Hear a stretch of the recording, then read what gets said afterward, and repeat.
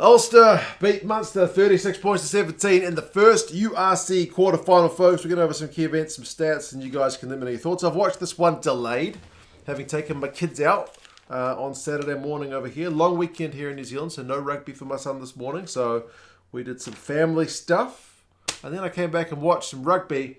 Munster fans will be pretty gutted that the one time your team decides to drop virtually every bloody 50-50 pass, even some of the straightforward ones just couldn't be held.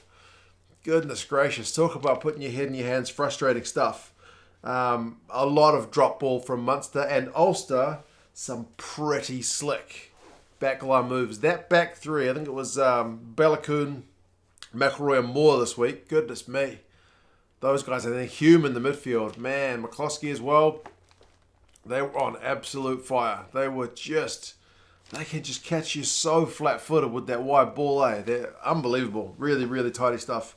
Ulster fans will be pretty delighted with this one. But, yeah, they were delighted because they got the first try of the game through John Cooney. I forget who threw the pass. It's an absolute kind of caught with your pants down moment, because who doesn't take the three in a quarterfinal when you got a shot right in front? Who doesn't take the three? Apparently Ulster. Whoever it was, quick thinking, there's a bit of handbags going on. There's a penalty for Ulster right out in front. They tap it, pass it to Cooney, and then go, was it a Hume? I can't remember.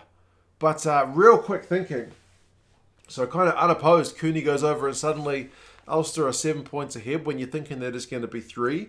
But to Munster's credit, they did manage to kind of roll the sleeves up, get back down Ulster's end, go through a bunch of phases, and Jean Klein goes over on 19 minutes.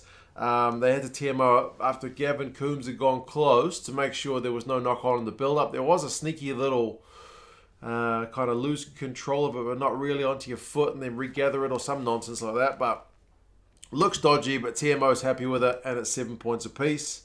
And then that Ulster back three, man. Like Balakoon's in the midfield, they're offloading like mad back in front. So, like, yeah, the Munster try was a bit of an arm wrestle one.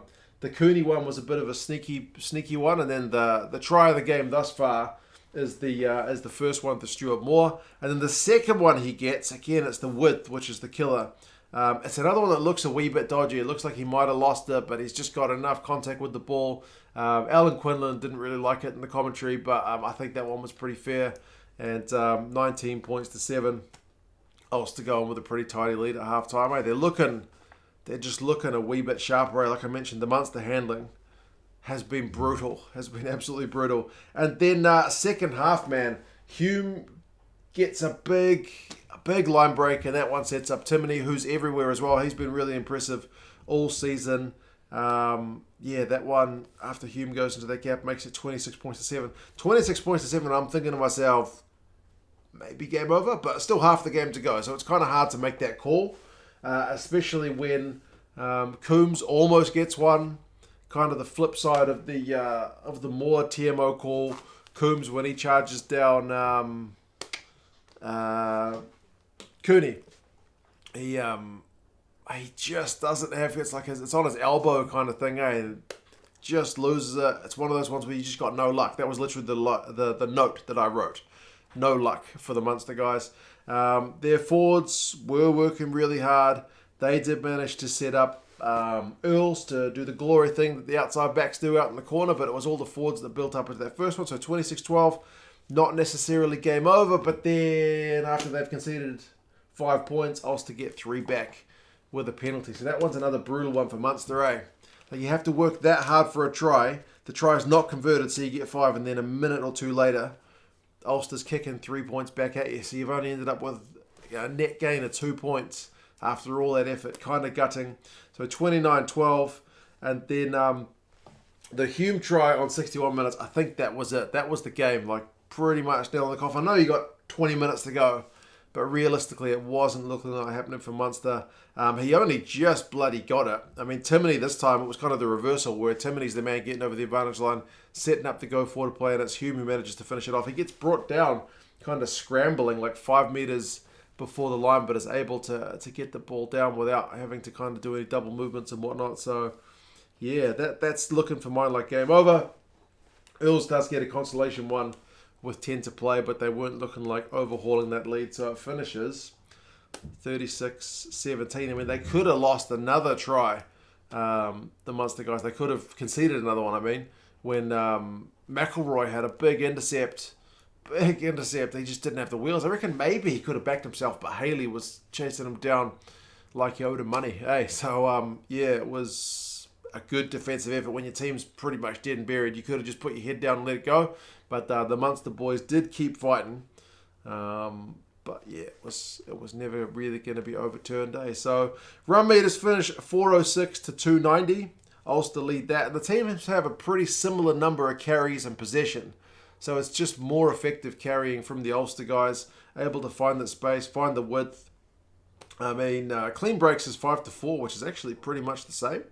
But this stat is the absolute killer. Ulster, knock-ons, 4. That's pretty good. Like most teams, 8 maybe in a game. I've never done stats to really, but gut feeling, around about 8. Certainly more than 5. 4 is really low. 16 by Munster is incredibly high.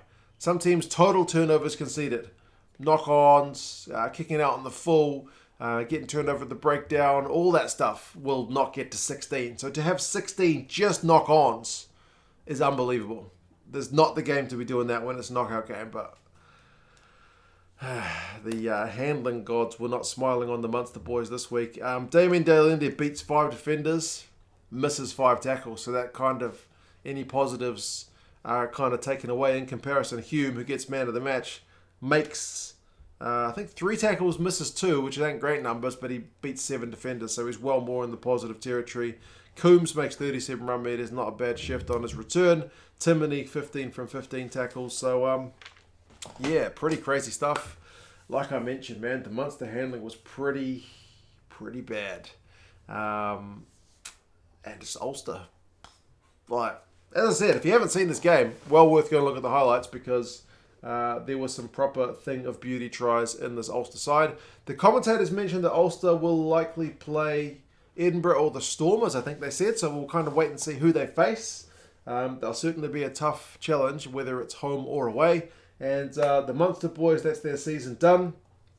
Time to kind of move on from the Van Graan era and see what Graham Roundtree can bring these boys. I do feel like they're still performing below their potential, albeit they don't normally knock the ball on 16 times in one game, so you can't put all that on Van Graan. But yeah, they didn't go out with their kind of best performance for their outgoing coach, that's for sure. So yeah, 36-17. Congratulations, Ulster. Commiserations, Munster. You guys let me know your thoughts on this one. And yeah, I'll talk to you guys again soon. See you later.